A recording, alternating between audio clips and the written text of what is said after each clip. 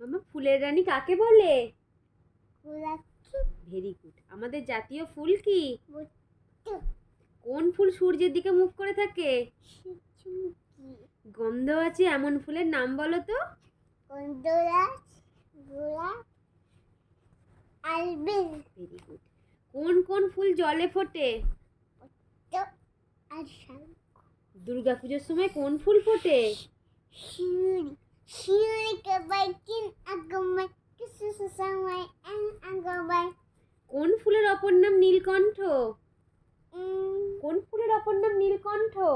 অপরাজিতা। Very good. কোন কোন ফুল আমরা খাই? আরে কোন কোন ফুল আমরা খাই বলো? কমলা। আর আর বলো। বক। বক বক।